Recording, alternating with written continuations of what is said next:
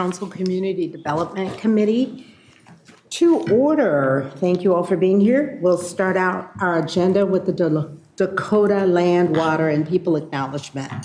The Met Council acknowledges that the land we currently call Minnesota, and specifically the 7-county region, is the ancestral homeland of the Dakota Oyote, who are present and active contributors to our thriving region.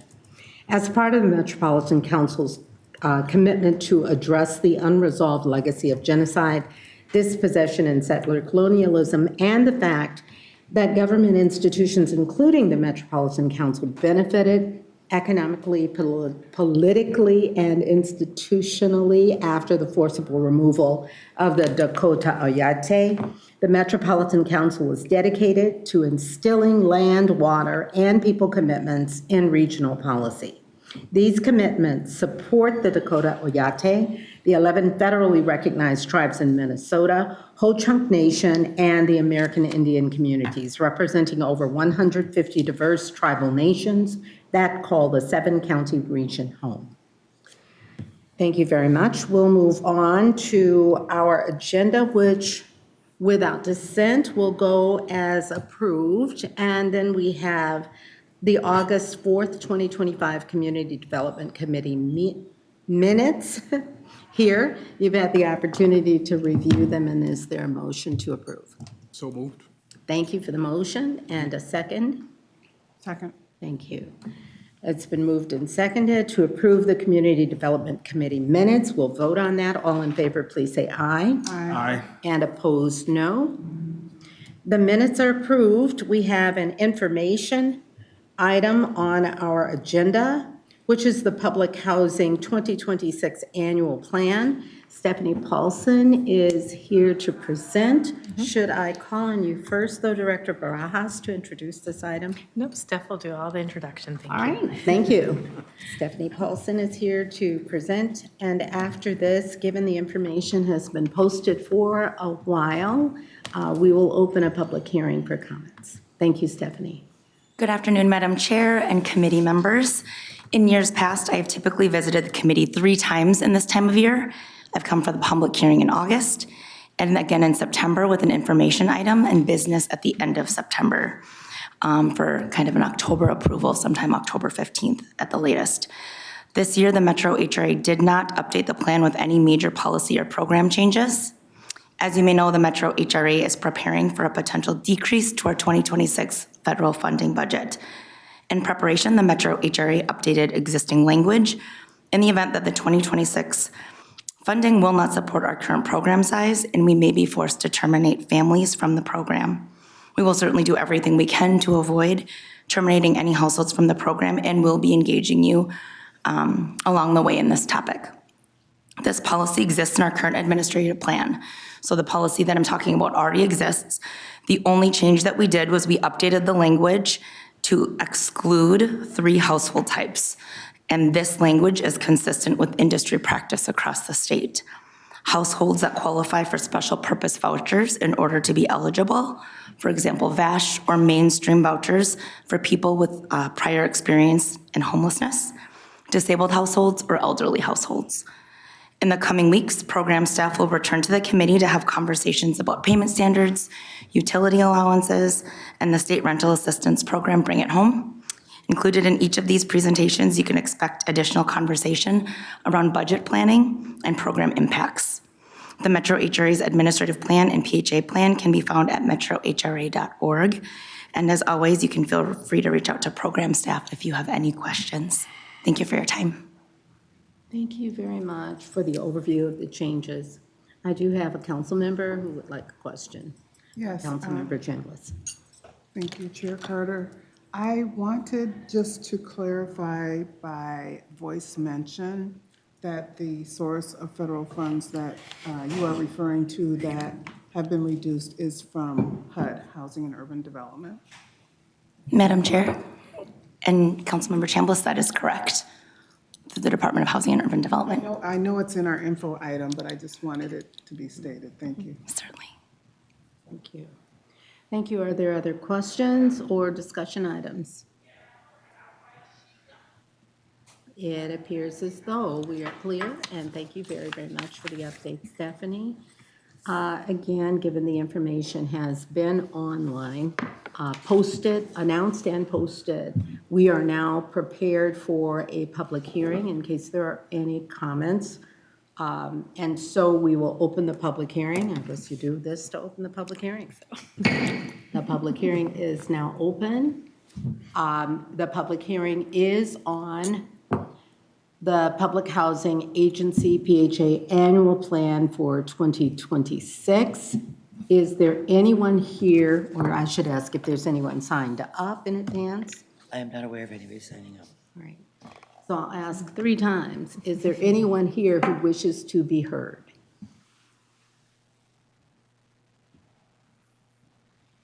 Second time. Is there anyone here who wishes to be heard? And I think we've allowed for that. Third time. Anyone here who wishes to be heard?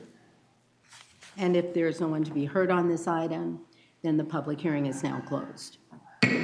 Thank you very much. Is there more that we should say about the opportunity to, thank you. So I have a whole script here that I just entirely We can ignored. get you to the, Thank you. and then to here. Okay. Public comments, thank you. Public comments beyond this time may be received or must be received by 4:30 PM on Tuesday, September 2nd. And as a reminder to comment on the 2026 Public Housing Agency Annual Plan, members of the public who are listening may still provide public comment in the following ways. Write to the council at 390 Robert Street North, St. Paul, Minnesota 55101. By fax to 651-602-1313. Email the council at stephanie.paulson@metc.state.mn.us or record a comment on the public comment line at 651-602-1500, TTY 651-291-0904. At the close of the public comment process, staff will prepare a summary of public comments. The Metropolitan Council will have an opportunity to review those comments prior to Met Council action on the PHA plan. All right, thank you very, very much. Our public hearing is closed. We appreciate your update, Stephanie. And we'll move on to the next item on our agenda, which is our consent agenda. There are 2 items on the consent agenda, 2025195, which is the West Mississippi River Regional Trail Park Acquisition Opportunity Fund Award, and a second item, 2025196, also West Mississippi River Regional Trail Park Acquisition Opportunity Fund Award.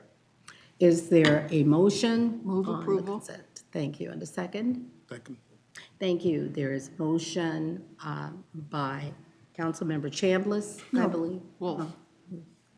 I'm sorry, by Councilmember Welf. It's hard to see.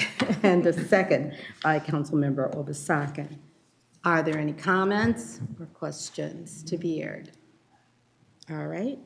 Thank you. Then we'll take a vote on the consent agenda. All in favor, please say aye. Aye. And opposed, nay. The consent agenda has passed. And we have one non-consent business item. It's 2025194, JT, the 2025 budget amendment, 3rd quarter, and Heather Giesel is here to share information on this item.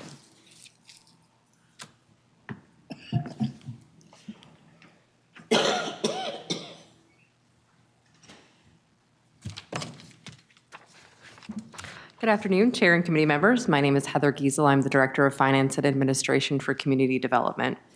As you all know, budget amendments are a routine part of our process for annual budgeting, and we come to you approximately quarterly as we need to adjust our operating and capital budgets.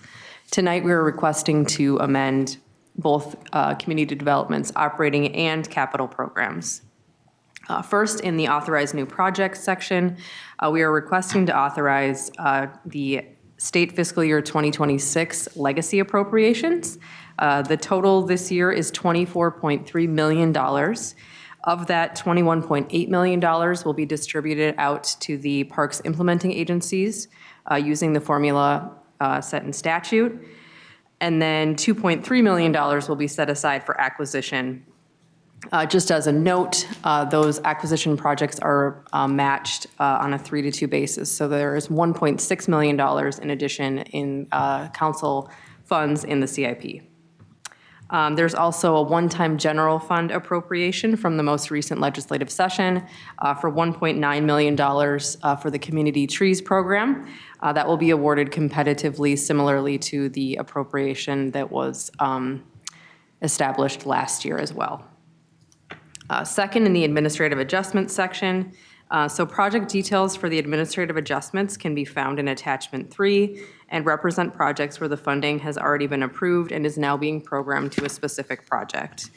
Just as a quick reminder, there's no formal action to take on these specific administrative adjustments, but we've included them for transparency and accounting purposes. There was one acquisition project within these administrative adjustments for the Grand Rounds Missing Link Regional Trail, the wall acquisition. This was approved by the council through a separate official action at the recommendation of the Metropolitan Parks and Open Space Commission. Also within the administrative adjustments are a number of community tree planting grants, as I mentioned, that were funded through a prior legislative session. The other projects that you see in this section have been reviewed for conformity with the Regional Parks Policy Plan. In the closing project section, there were quite a few. There were 63 completed projects that are being removed from the Parks Authorized Capital Program. So $33.4 million will be removed from the ACP CIP. They have been fully expended. It also closes one project and removes approximately $242,000 from the HRA capital program.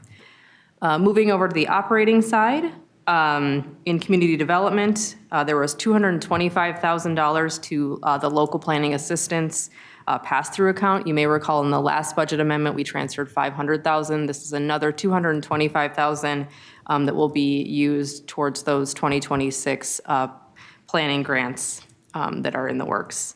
There's no impact to the use of reserves. We are just repurposing unprogrammed expenses. For HRA, on the operating side, it increases the federal housing choice voucher pass-through subsidy expenses by $5 million to account for increased monthly rental and utility costs. You may recall that Terry came to CDC a couple of weeks ago to discuss that shortfall that we're experiencing, and was also mentioned during the Q2 management report at Management Committee last week.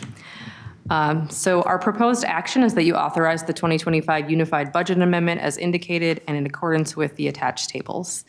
Thank you, and I'm happy to take any questions that you may have. Thank you very much. It is really good to have the reports to show us where the funds have been used and where they have been re-entered into our budgets. I have a question and. Oh, no, I don't, sorry. Stretch it, sorry. So I just wanted to say thank you very much for the Of course. clarity and transparency. No, did you have a question? Were there any questions from council members? If not, are we voting on this today to pass through too? Okay, and the council will also vote on the adjustments. All right, so if there are no questions or further discussion, I'll pause to make certain of that. Then we're ready for a motion on this amendment. I'll make a motion to approve this amendment. Thank you. So the motion was by Councilmember Chambliss and the second, Councilmember Lee. Thank you. Motion second. Is there any further discussion? I think not. I asked that already. Is there any further discussion or question? If not, all in favor, please say aye. Aye. And opposed, nay. Thank you. The amendment has passed. Appreciation. And we have one item, one information item on our agenda, and that is a Livable Communities Act program update and alignment with Imagine 2050. Emily Seddon and Hannah Gary.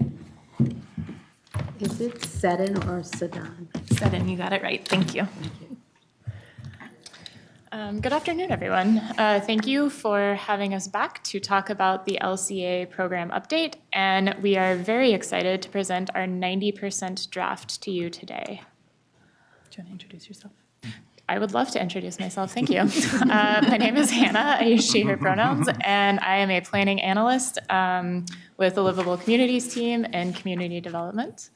And I'm Emily Sutton, the manager for the Livable Communities Act program here at the council. So thank you for having us back again. I think this is one of many updates we have brought to you and are really exciting to be kind of approaching the milestone of bringing you a complete draft, hopefully next month. As we've talked about before with this program update, this has been a multi-year process of engagement with our grantees, potential grantees, developers in the community to really understand their experience with the program and whether or not the Livable Communities Act programs are meeting the regional goals that we have hoped they will. So zooming in a little bit to our process this year, we have been very intense into our stakeholder input and community engagement work in the first half of the year.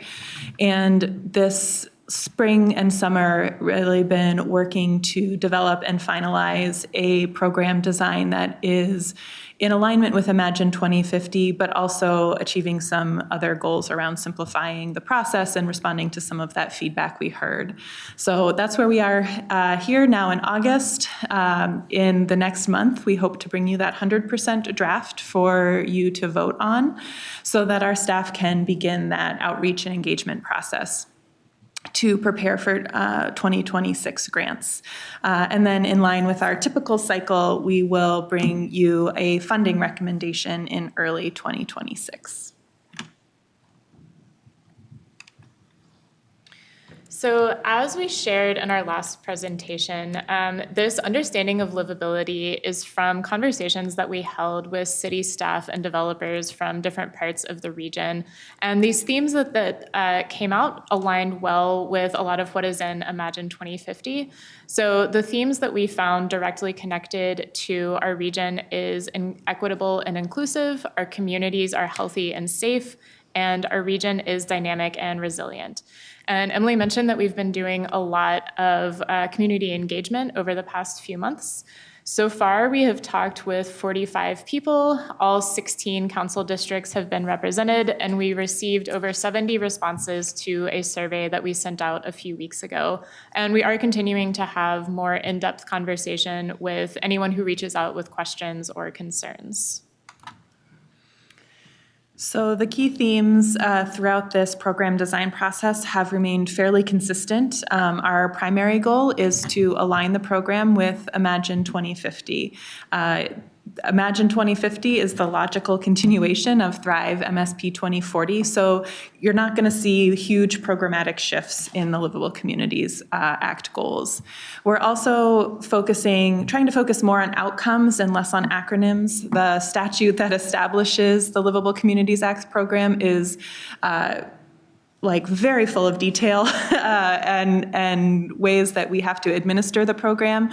And we're doing everything we can to bring that complicatedness in-house for our staff to figure out and making it as simple as possible through a single application point for most of our funding to go through to simplify the process for applicants.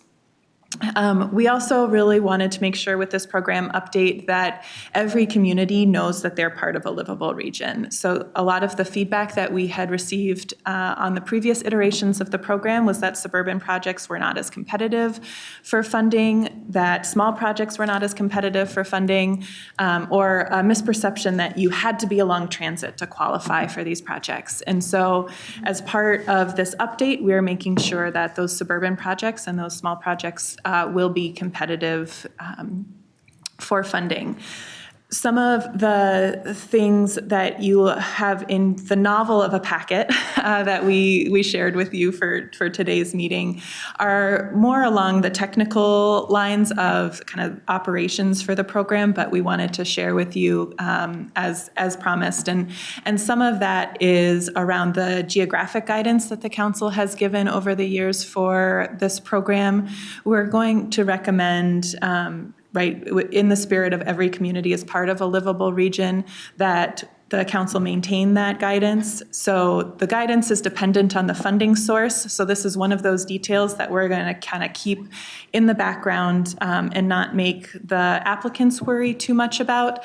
But for funding from the Livable Communities Demonstration Account, or LCDA, we would maintain the council's guidance that if the fund is oversubscribed and if there are enough eligible applications, 60% of that funding would go to cities in the suburbs, and 40% would be reserved for the cities in Minneapolis and St. Paul.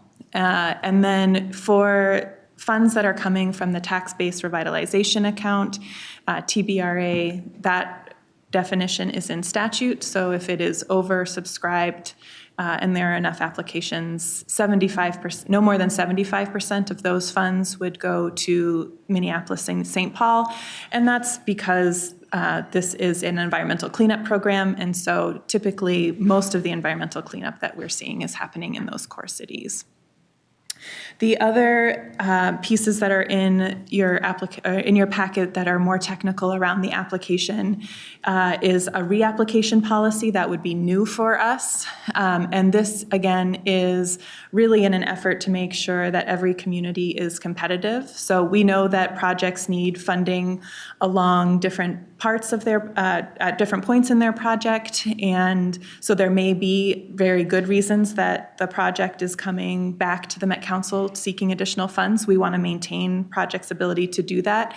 But we also want to put some broad bounds around it to make sure that we are equitably distributing our funds. The final piece around kind of simplifying our process that is included in the packet is a recommendation that when we come to you in September, we are going to be asking for 2 years worth of approval for this design. The money will continue to be approved every year. That's how the council's finance works. That's what's in statute for how we operate. But in order to give development teams some consistency and us enough time to evaluate whether or not the changes we're making are effective, we're going to ask for your blessing to approve a program for 2 years. That annual kind of check-in for the money will give us a bit of a pressure release valve in case something is going horribly wrong that we didn't anticipate. We don't think that'll be the case, but you never know. And so we will continue to have at least an annual check-in point, but probably more frequently than that with this group to make sure that that is continuing. While you're moving to the next slide, I have a question, Councilmember Chambliss. Thank you, Chair Carter. I have a question about the oversubscription within the suburbs. I would expect that based on the changes to the criteria that we're going to speak about today, that it is going to be a little bit more popular than before, and we have a limited amount of resources. Do you anticipate this to be very popular with most suburbs being able to be competitive enough to qualify? Or should we provide more funding? I mean, more funding would always be great, but we know that takes some bigger changes than we can decide here today. We are hoping that we will see more applications coming from the suburbs. The program itself in statute is really designed as a housing policy implementation tool. That's its primary objective. And so when we are looking at housing needed across the city, across the Twin Cities, the biggest gap in that deep affordability is in some of the suburban communities. And so we do both hope that the changes we're making will make the program more popular in the suburban communities and will incentivize more deeply affordable housing in those communities. And we are consistently seeing, right now, we are oversubscribed with applications from suburban cities, and it's been that way for the past few years. I feel like every year in talking with applicants, I'm telling them, well, this is the most competitive year that we've ever had. And then the next year, this is the most competitive year that we've ever had. So for a lot of different reasons, I think the programs are becoming more popular in general. And we are hoping that with the changes that we're making, we're reducing some of those barriers and opening up the program for more cities to be able to apply. Thank you. Go ahead. Just one more question. As we look to incentivize more deeply affordable housing, are we going to talk about what deeply affordable housing looks like compared to affordable housing or moderate housing? Yeah, absolutely. We can do that here. And then I know I think October, our housing policy colleagues are also going to talk more about the trends in affordable housing development with this group, so there'll be a little bit more detail there. But when we're talking about deeply affordable housing, we're talking about housing that is affordable to households that are living on 30% of the area median income or less. This year, that's just under $40,000 a year in income. And so typically, this is commonly single-family households, people who are living on Social Security, disability, those types of limited incomes.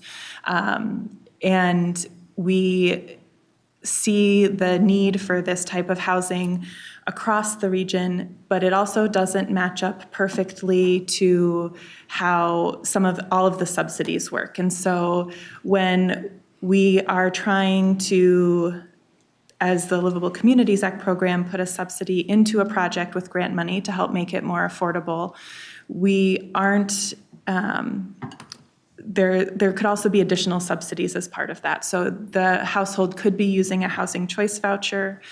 There could be a voucher that's connected to the unit as well. And so the project teams are often putting together multiple sources of subsidy to make the unit affordable. And we would be happy to talk more about that either here or in a housing work group session, just about those different mechanisms. Thank you. Thank you.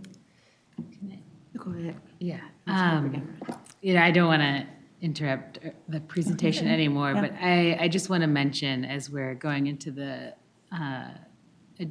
ongoing slides, one thing for me that I have a different perspective from, I think, everyone else sitting at this table, because my district benefits from the current model. I think I have one of the most awarded districts, maybe not in dollar amount, but in a number of projects.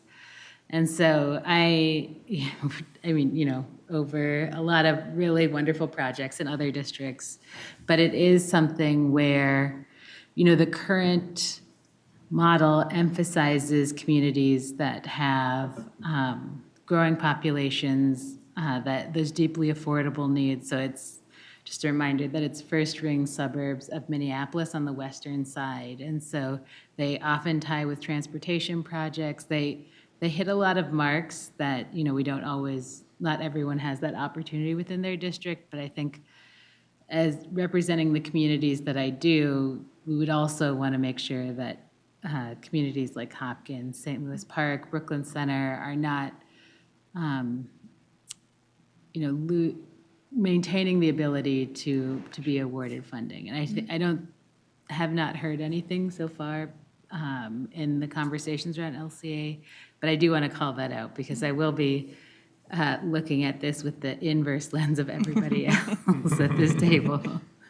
And I appreciate that. Yeah. It's important for all of us to acknowledge that while we're trying to accomplish the attraction of communities who have not felt they've had the opportunity to fairly compete, there are communities who have great needs. All our communities have great needs. Some have been able to meet them through this program. We'll be watching all carefully to ensure the balance of work across all the communities. That's what we want. Yeah. So in making the changes that are being presented today, we want to watch carefully and, really be able to witness that we're putting our best foot forward to work with all our communities, not to neglect any or to minimize opportunity for any. So if you continue to hear those kinds of comments, we'll be working our best to ensure that this program is working for all. Yeah. Are there any others who wanted to comment before we move forward? Thank you very much for those thoughts. Go ahead. Good So- segue. Yeah. Speaking of additional outreach, we sent out a survey to our entire email list that had 2 specific questions about the LCA update and included an offer included a space for folks to offer comments on the proposed changes. We received over 70 responses. The majority of those respondents were city and county staff, and largely the responses mirrored what we've heard in other conversations around LCA more generally and around this program update more specifically. So some of the things that we heard, several responses expressed concern that the scoring criteria are going to favor affordable housing over jobs projects. And while LCA is going to continue to fund select job creation and mixed-use projects, LCA is primarily designed in statute as an incentive for affordable housing policy and implementation.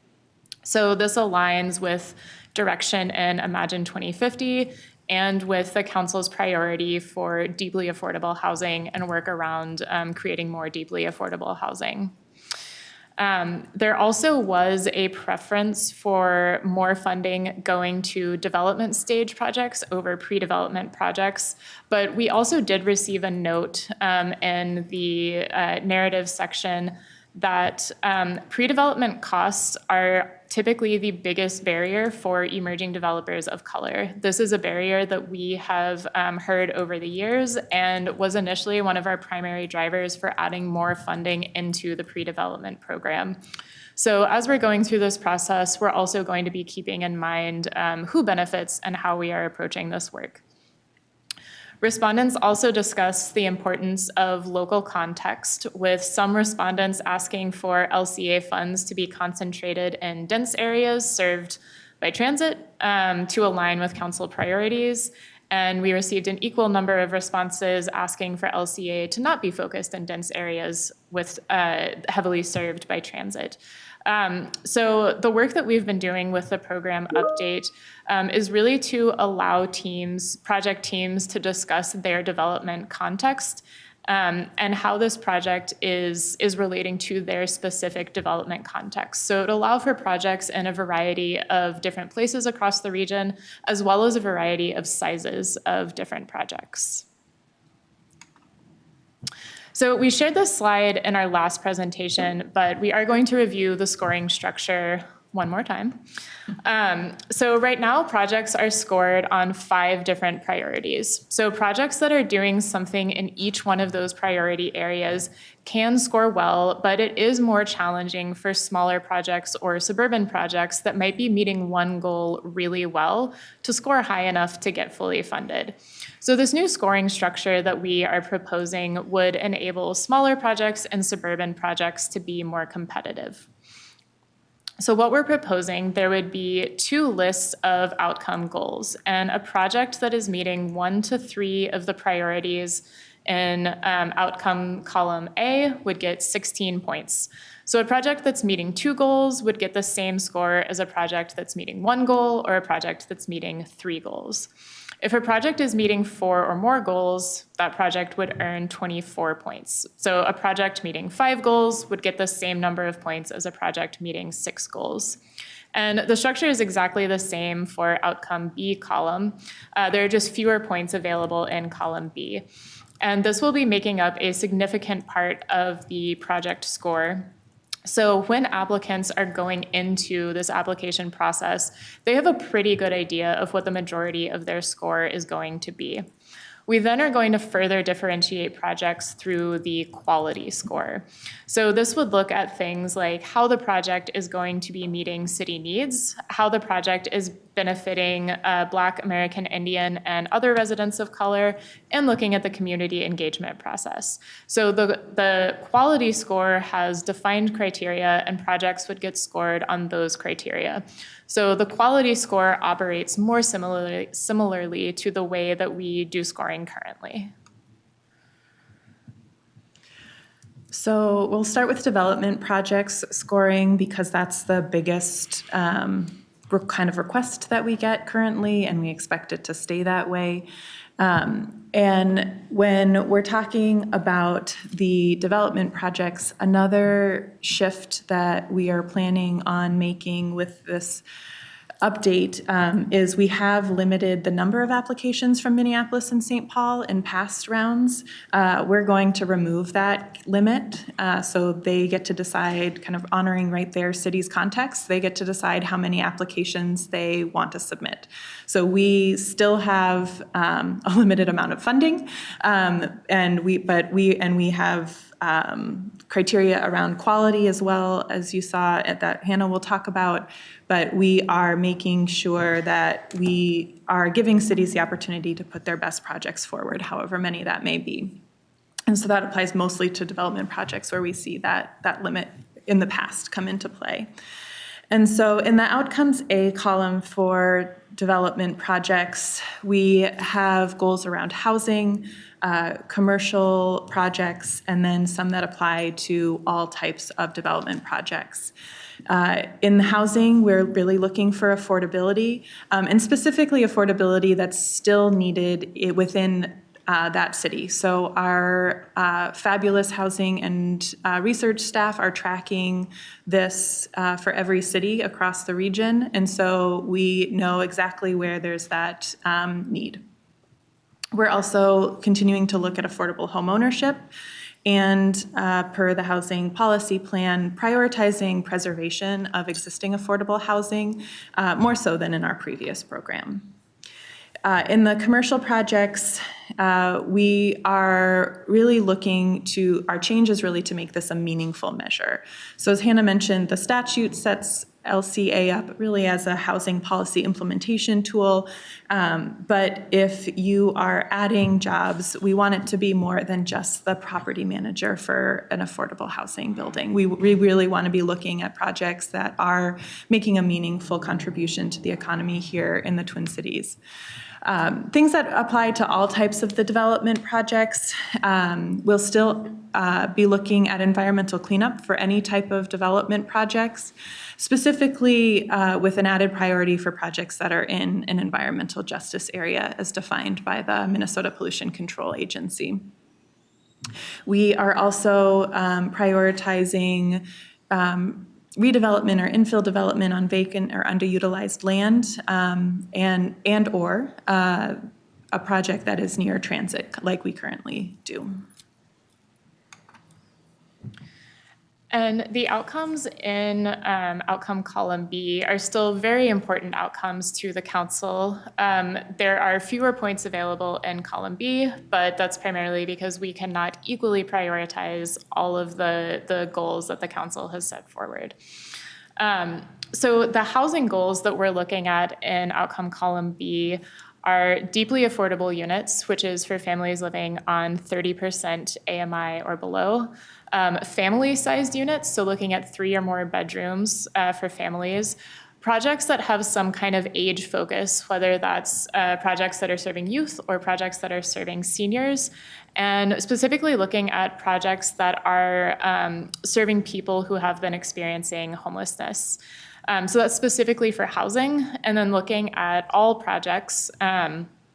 All projects can meet the goal of creating community gathering space, doing some kind of energy saving activity, and designing accessible projects. So the accessibility and universal design, we would be looking at both how residential units are designed and looking at that accessibility piece for commercial projects as commercial projects apply.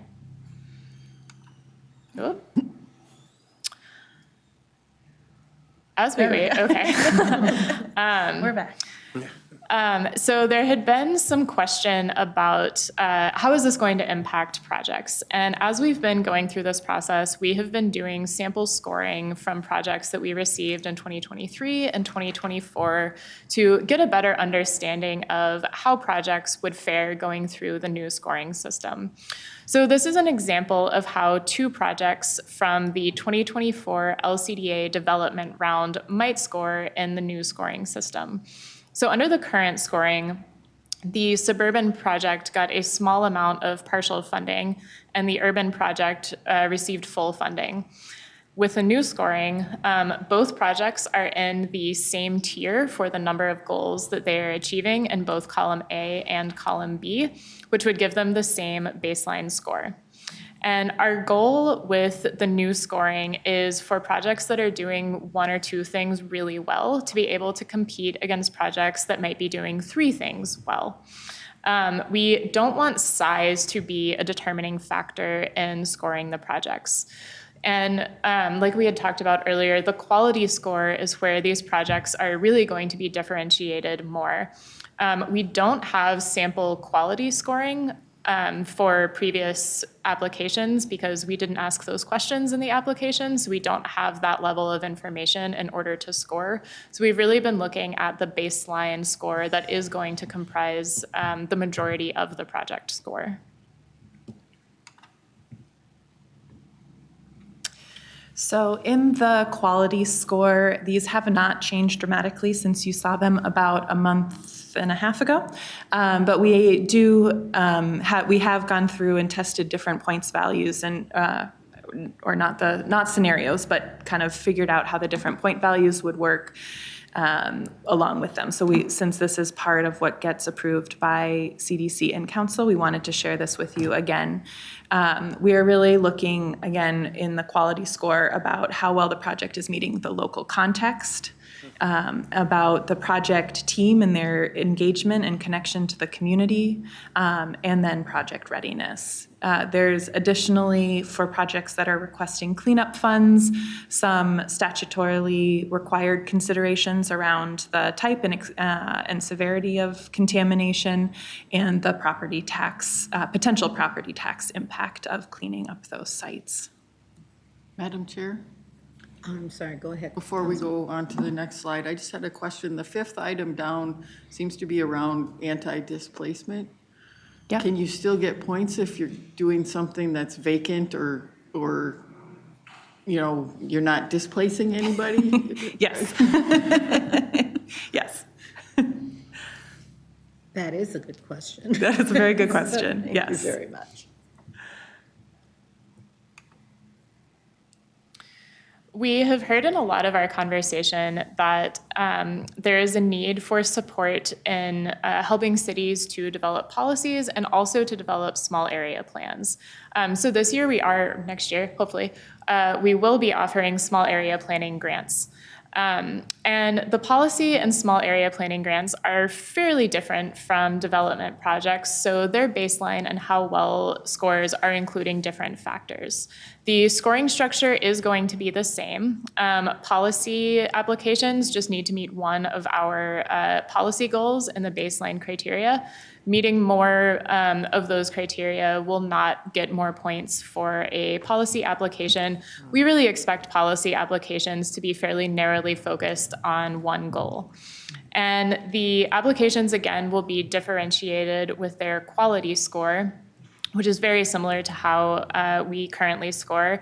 And we will continue to prioritize cities that have a lower net tax capacity, both for policy grants and for small area planning grants, with the intent of reaching smaller cities who likely have less capacity for grant writing and doing policy change work. So similar to the policy grants and the small area planning projects, like Hannah mentioned, is a new eligible use that we're proposing. We've heard it as a desired piece of this program for several years from our communities, especially cities, especially going into the comprehensive planning cycle. So when we're looking at the small area planning projects, the scoring setup is very similar, where projects that are meeting 1 to 3 of the priorities in the outcomes score will get a certain 16 number of points, and if they're doing 4 or more, that can be more points, up to 24.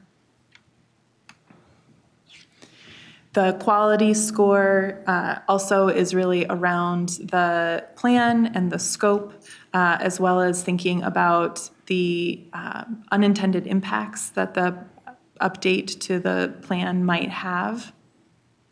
And like the policy applications, we're similarly going to be considering prioritizing cities that have a lower net tax capacity per capita to make sure that the cities that have the lowest staff capacity to do this work on their own are receiving our support. Councilmember Chambliss. Thank you, if I can remember my question. So, what is, it's related to the scoring and the qualitative scoring, I think. I think it's related to quality. So how do you know if a project scores really well, so they get, they just have one project and they do that really well, is that determined in the quality phase, or how do you determine that versus those that do three things well? Yeah. Or more?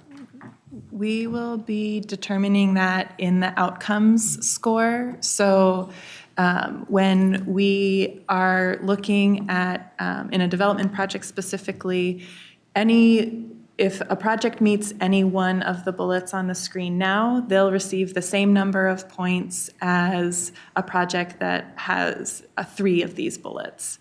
And so that's how we're trying to equally weight those smaller projects that might only have the capacity to do one thing well with those that are able to do a few more. If a project is doing 4 or more of these things within their project, we're kind of calling those our unicorn projects. We really didn't have almost any, I don't think, that came up in the scenarios that we were looking at, 1 or 2 maybe, where like this is such a phenomenal project that the council wants to be involved no matter what. So they're going to get some points. But really trying to look at what outcome the project is going to achieve rather than just how many outcomes they'll achieve. Does that answer your question, council member? But I think so. I want to clarify a little bit further.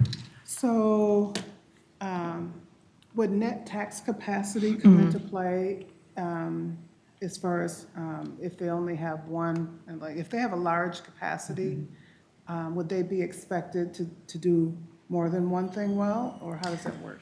So that's a great question. Net tax capacity is only being considered in small area planning and policy proposals. So with policy proposals, we're really only looking for them to do one thing. In small area planning, we are looking for a little bit more. We aren't necessarily looking for more goals to be met if the city has a higher net tax capacity. But if the city has a higher net tax capacity, they won't be awarded as many points. So there will be a tier of cities falling into different brackets of net tax capacity. And if a city is falling into bracket A, they might get 3 points. If they're in bracket B, they would get 5 points. So there isn't necessarily a direct correlation between the net tax capacity score and our expectations of the number of goals that are met. But cities that have a lower net tax capacity will benefit from a higher score in that particular criterion, which would go into their total score. Okay, I'm sorry. I was digging into the materials, and so that's why I have more questions probably than We before. appreciate that. Sometimes I have to hear it a few times, and then I have more questions. So I'm just looking at a scenario where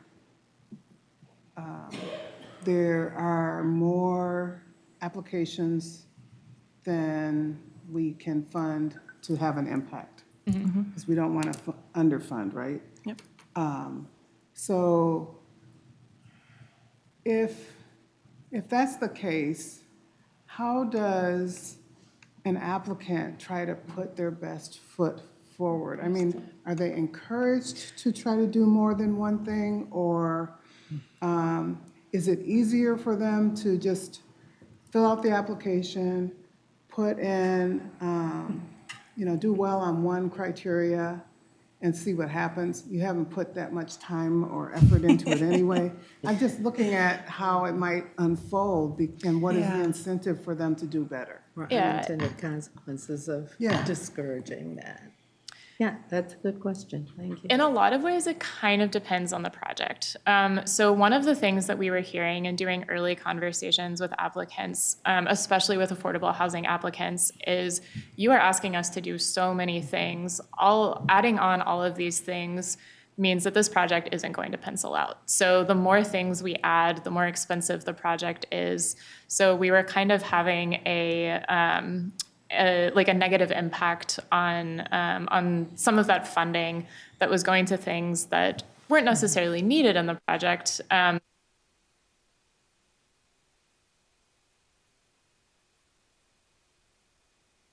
And looking at incentives to do more things, we aren't necessarily looking for projects to achieve more goals. The place where projects are differentiated and where we are placing more of that incentive is on the quality piece. So looking at how well is this meeting your city's identified needs, who's being represented in the project, who benefits from the project. So that's the place that projects are really going to be differentiated. So we could have a project that might be bringing a lot of affordable units to an area, but those affordable units might not be at an affordability band that is still needed by the city. So the project wouldn't get points there, or the project might not be doing any kind of community engagement. They might not have any kind of connection to the community that the project is intending to serve. And that's where projects that are more rooted in community, that do have that representation of the population that the project is intending to serve, that's where those projects are going to stand above projects that don't have those same elements. So we were calling it the how well criteria. That was a name that needed to change. So that was how we were thinking about it. So you're doing these three things. How well are you doing these three things? So that the quality score was the how well criteria, because that was just how we had been thinking about it and talking about it as we've been going through this update. Thank you for digging in. Okay. Is there additional digging? Maybe in the housing work group. A little more. Because otherwise, I feel like I might be taking up too much time. No, well, I think you've brought This is the right up time for it, something that helps to parse out how this works, or how well this works. And although it's not in the outcomes piece that we're looking for the multiple impacts, some of those impacts really are tucked in here as we look at the quality piece. As you were saying, the city may have goals related to housing and jobs. And so in the outcomes piece, although it may be hitting all three of those, it's not necessarily going to help in that area, but it's important to the city. So it's happening. And we're trying to help edge this on, but not necessarily evaluate it or give it points, because those outcome pieces are happening along with the primary outcome piece, or not. In the case of a city where the focus is really just that housing and not the jobs or whatever it may be. But I think I'm getting more comfortable with it because you asked these questions, and it does help me to look at how the two work hand in hand. There's that handshaking between the outcomes and the quality. So thank you. Were there others who either on the same point or other areas would want to comment or ask a question before we move on? All right. Thank you so much, Councilmember Candace. Go ahead. So there are a lot of questions around this program update. And one of the things that I am most excited about with this update process is going into this process really with a mindset of continuous improvement and evaluation. So alongside building out this program update, we have been building out the evaluation framework to make sure that every point that we have in the program update is a point that we can evaluate. So we know where we're getting the data from, we know what kind of questions we're going to be asking, and we know how to integrate all of that into the program update. We know what questions to ask in the application in order to get the data that we need to be able to evaluate these program updates. We have a very long list of indicators currently that we are working on parsing down a bit and kind of rolling things together where we can. And we have checkpoints from annual to 10 years out, where we're looking at both outcomes and impacts. So the impacts are things that we would be looking at 5 years down the line, 10 years down the line, so that we can really see if we funded a policy in this city, how have we seen development change in this city? We certainly won't be able to attribute causation in those instances, but we will be able to look at a correlation between funding policy in a city and seeing development change in that city in a way that is aligned with council goals. We also are going to be monitoring our internal process and expanding the scope of what we track. So currently we do an annual survey with everyone who has applied in that year. We've gotten a lot of really great data from that survey, but we also are going to be expanding to looking at issues with draw requests, or what kind of extension requests are we getting? What are the amendments that we're getting? So we can look more at the entire life of the grant rather than just looking at how was your experience applying in this particular year. We also have a new grants management system coming online, Flux. We are allowed to talk about it.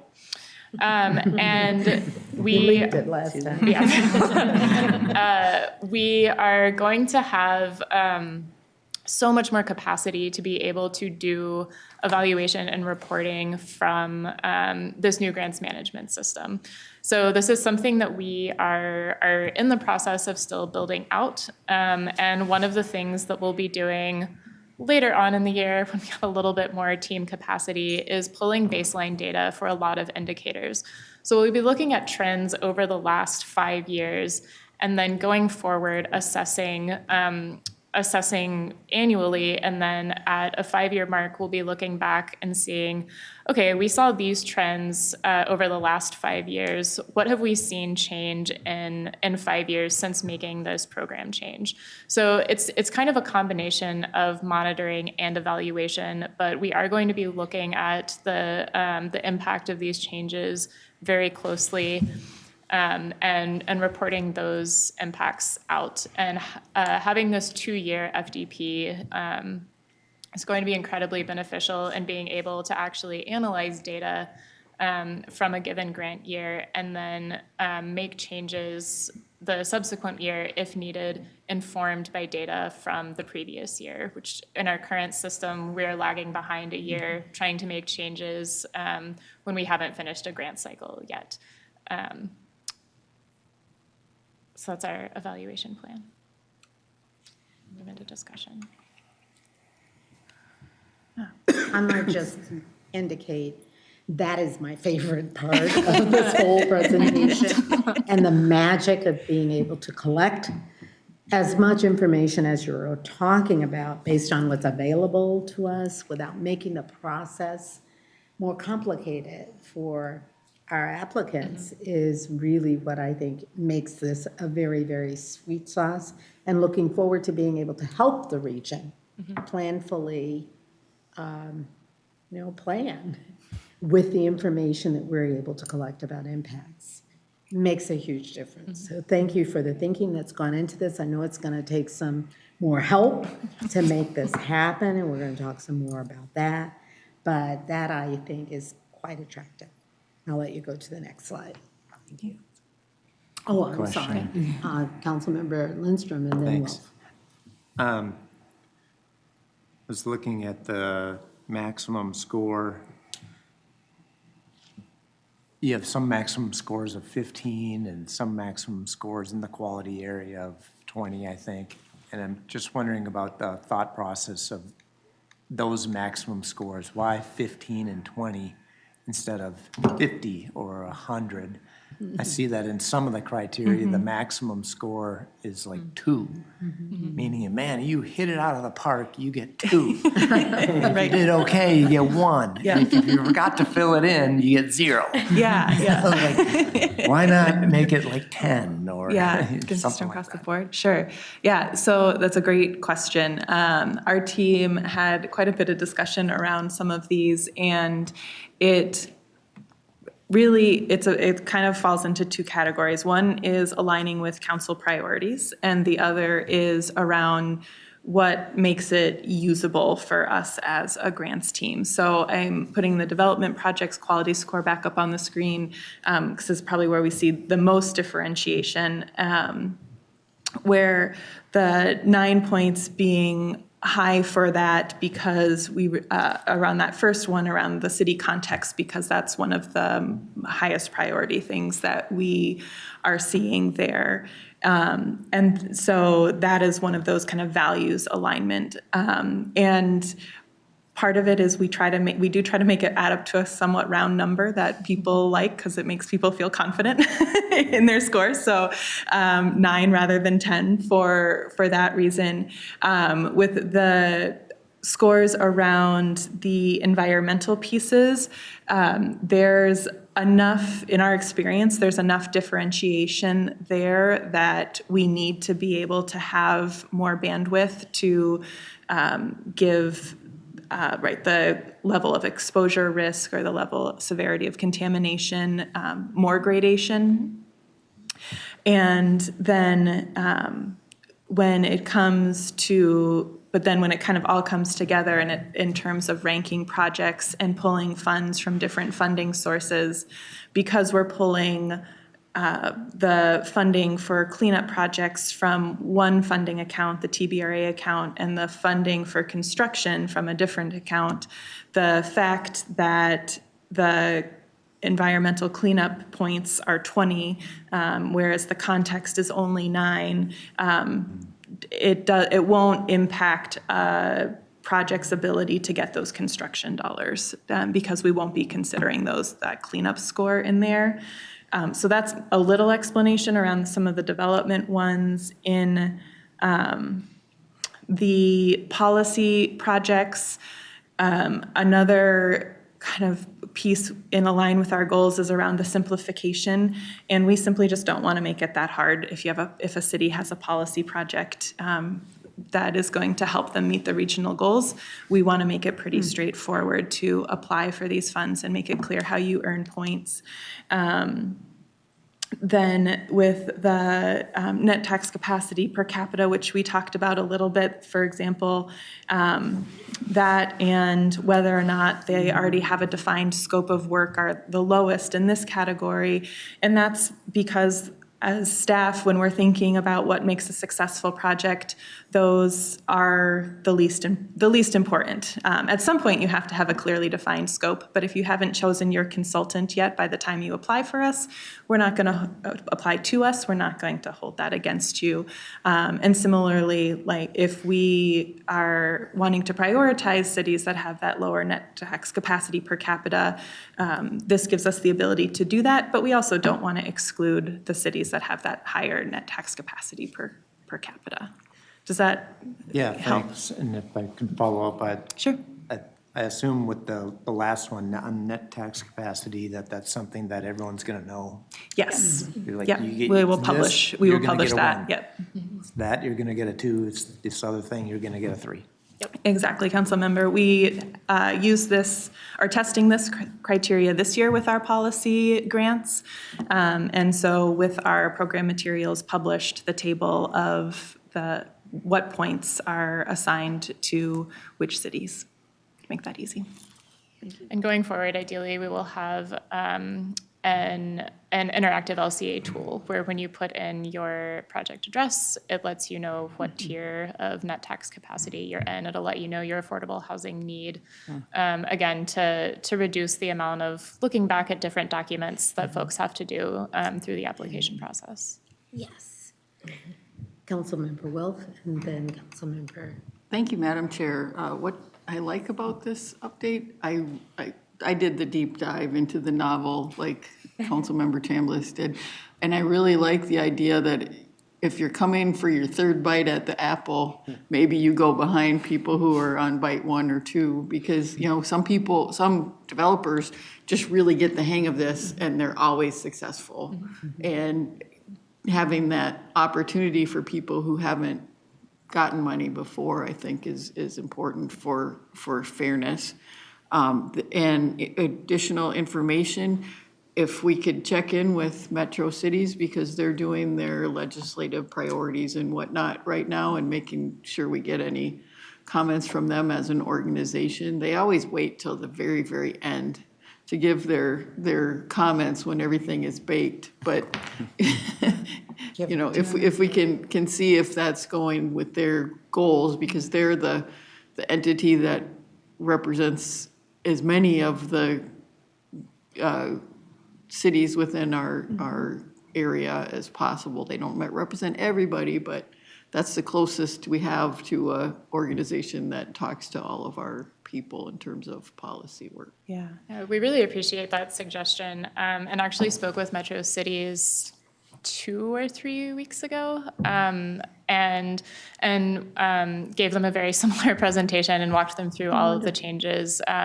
And they were very supportive of the changes that we are looking at making, and will are staying in touch with them, and we'll loop them in before we present our 100% draft. But we showed them, I think it was at that point probably a 70 to 80% draft. And one more thing, Madam Chair. The other wrinkle that we're going to have is now cities and counties are going to have all of that money from the sales tax to do their own projects. It'll be interesting to see if they're looking basically for a match to what they're doing to go farther, or if they're just going to stick with their for sure money and not necessarily apply for the maybe money. Yeah. You know, we won't know until after all of this is over, but it's something to sort of watch for. Absolutely. Yep. That is definitely on our team's radar as well in terms of what's happening with that money.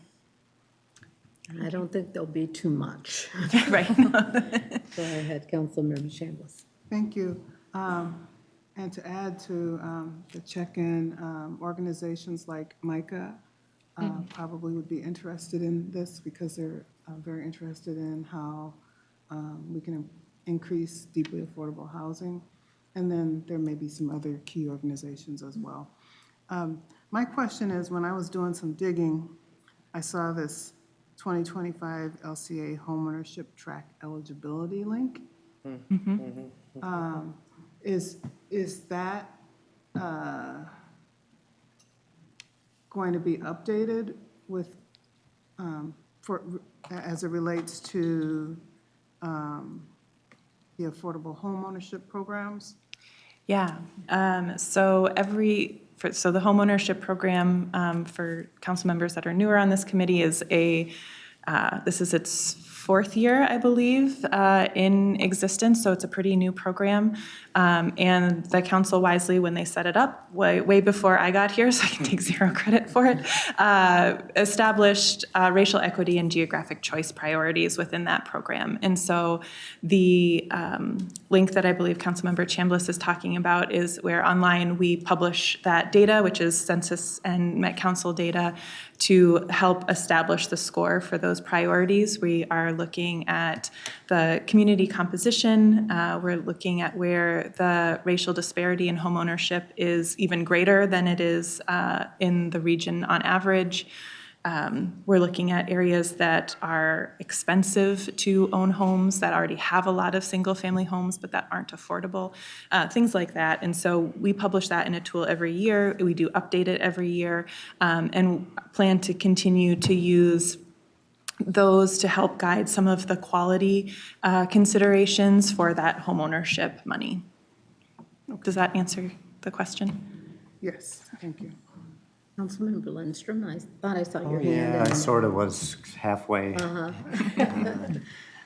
raising my hand there, but I was curious to know, so we're prioritizing cleanup in EJ areas. Is that new with this change, with these changes, or Great, have we yeah.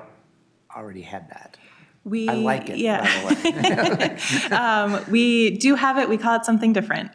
So within the TBRA program now, we have a call out for what we were calling seeding economic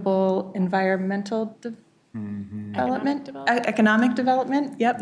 Equitable economic development seed. And so that was really designed for projects that were early stage. They might not know what's going on the site yet in the future, but it was dirty. And so cleaning up the dirty dirt is a valuable goal. And so cities have appreciated that, and this is our way of, in this new format, making sure that those projects still have an entry point for us. And expanding that priority to all EJ areas, yeah. Go ahead, Councilmember. Thank you. The other thing I like along the same vein is the energy-saving activities that result in decarbonization and water efficiency. What I like about that especially is that it calls out cost-burdened residents. So it kind of highlights that these should be long-term water savings, financial savings, energy savings for the residents, for the people that live there. So I'm glad we called that out. Thank you. That's actually one of the measures that we are hoping to be tracking, is looking at the difference in utility costs post rehab or any kind of energy saving work that's done on existing properties, so we can look at the impact for residents. Great. Thank you. Councilmember Lee? Yeah, thanks, Madam Chair. First of all, thanks for this thoughtful overhaul and reiteration. My question is, with the tension around when folks had the feedback about geographic tension in terms of projects in concentrated places, not on transit lines or on transit lines, is that a tension we have to figure out with guidance or parameters, or is it best to leave that nebulous? It's a complicated issue, right? I think we engaged the consultants last year, Mary Kay Bailey and Ellen Waters, to help us explore some of that tension between that core city and the suburbs. And there is, I think, multiple things at play. One is that our program works well in areas that are doing development. Right, and so that just given the density, given the number of people that live here, that happens a lot in the core cities. And so we're trying to balance finding the best projects that align with council goals in those cities with encouraging and incentivizing deeply affordable housing development in the suburbs where there may not be transit at this point or planned. And so that is really how we balance that is something that we do look for council's direction on. In the past, the council has guided this 60% to suburban communities, 40% to the Minneapolis and St. Paul, in the event that the program is oversubscribed and receiving more requests than we have funding, which is pretty much always the case. So if we want to make a change, now is a great time to do that, and we would welcome that discussion. From a staff's perspective, there's the tension for sure still exists, but the 60-40 has also worked pretty well. And so we were proposing to keep it the same, but would welcome discussion on changing it if you'd like. Thank you. Thank you. Commissioner Wolf. I'm sorry, councilperson. Thank you, Madam Chair. I would point out that there are quite a few suburbs that have heavy transit coverage. So the 60-40 is not transit and not transit. Most of the suburban projects that get funded even today are in areas that have good transit coverage. Councilmember Cameron's district. That balance happens with the change in the scoring, where the number of outcomes, is balanced out, so that suburban communities have, even smaller communities have a greater opportunity to compete. So I think we're in this space right now where the question about that percentage allowed to the suburbs and the core cities is a question, but to my mind, we need to see the impact of what the scoring change actually brings before we consider any change to that. You're thinking about the fact that we're trying to cover all communities, but not disadvantage any. So I certainly look forward to seeing what that scoring change affects and would not look for any change in the percentages allotted this time. Are there other questions? Go ahead. This is more of a comment, but, and I think this has been said before when we've had these discussions, but I just want to reiterate it again, that, I think for some communities, like Lakeville, that there are, haven't seen themselves in this process. And so there's a component of, as we're going through these changes, of making sure that those communities, all communities, are aware of these changes, and that, to see themselves in this new process. And so making sure, because it doesn't really matter if we change the scoring criteria, if communities already feel like it's a foregone conclusion that they will not be awarded the funding, so why apply? And so that's where I think, it is very closely tied to the outreach we do with our partners in terms of communicating out these scoring changes and making sure that they also very clearly understand. I know that's a step in the process, but I think it particularly is important to communities that have not been a part of the LCA program for that reason. Thank you for that, council member. We're definitely looking forward to moving into that stage. Our team right now is, we've got 2 open positions, and so we've been, like to your point, we've been focusing on this plan update, and we'll get to outreach as soon as we have your go-ahead with the program design next month. Thank you. Thanks for that observation. All right. So we're on the discussion slide. We're in that process. I'm glad to have heard comments already about what is considered very positive, what questions and concerns may yet exist. I would call on council members for any additional comments. Just noting that what you've received so far, I think, is an acknowledgement that this isn't simple. It's not A plus B equals C. There are a lot of different factors here. This is certainly a big equation. So I thank you for the thoughtfulness that has gone into the categories of outcomes and quality and the scoring aspects, and for all of the openness that you've had to hearing council members' suggestions over the past and incorporating them to the very, very best of your ability, thoughtfully, and I think pretty completely. We will have opportunity to see what results as we move forward in the approval and the applications. And the 2-year process, I think, is extremely important as well, to have that ability to, on an annual basis, look at, assess, determine what changes may be needed. This first year, we're going to need a lot of just hand-holding through what these evaluations have looked like and how the scoring results have come about, so that we can see the projects that come forward, but also understand the impacts on the community, on the communities that we are serving. So I'll turn again to other council members for final questions or comments, feedback, because we do want to be certain that we are able to move forward and that we've put our best foot forward to help make any adjustments should they be needed. Yeah, before the presentation and the question and answer period, I was wondering how we were going to prioritize are incentives for deeply affordable housing developments for jobs and all of that. But it sounds like the quality score is really going to get to that.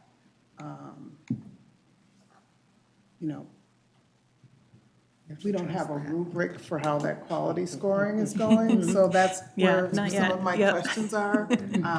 You know, I know that there are a lot of points to consider for that type of scoring, and it takes people who are very qualified and experienced to do that, but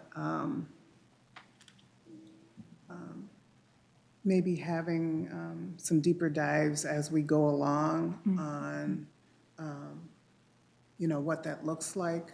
Sure. Maybe some examples might be useful. We can absolutely do that. That would be very, very helpful. And if, in fact, something can be done ahead of time, you know, because we know that you'll share with us observations as they occur in the process of reviewing applications. But even ahead of time, prior to the September approval process, if we can get some thoughts from you as to what this might look like in a rubric form, that would be very helpful. Thank you for the suggestion. We can have a rubric prepared for September, I think.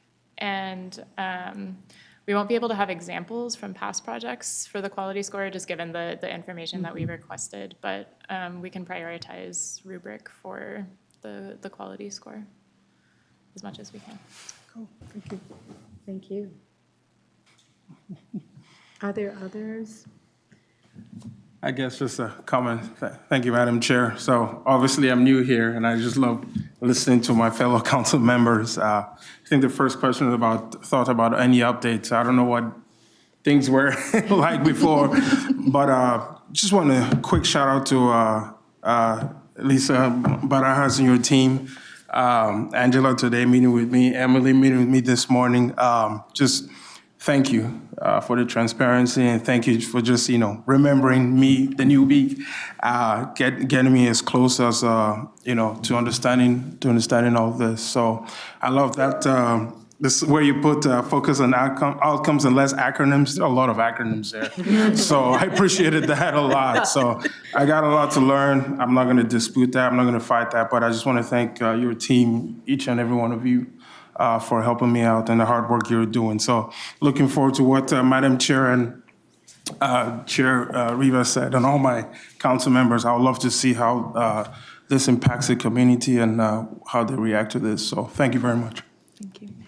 Well, thank you very much, and thanks to all of you for your comments. The thoughtful back and forth that you've shared with us over the months have been very, very helpful. I think the feedback that you got tonight, you have appreciated, and we appreciate that you'll take on the chore of putting that rubric together and in front of us so that in September, when we're looking at this again, we'll feel confident as we possibly can. You know, this is a work in process, and we know that we are going to experience learning together as we go through this, even after approval and especially after approval. But thank you so very much for setting up this work to benefit our communities in the way that you have. We appreciate it, and we look forward to seeing you again in September. Thank you. With that, I think we've done all of the business that we have before us. I'm going to check in, though, with you, Lisa, to see if there is anything that you want to share with us before we close. I would just, thank you, Madam Chair, just remind folks that Michelle has sent a request for your availability for the upcoming committee meeting that will be September 2nd. Which will be a Tuesday, the day after Labor Day. So if you could respond to that, that helps us plan ahead for quorum. Yeah. Thank you. Well, thank you very much for all of your work to get this committee meeting together for us, for all of the work that the CDC staff has done on our agendas, and to all of you for your participation. We are now adjourned. Thank you.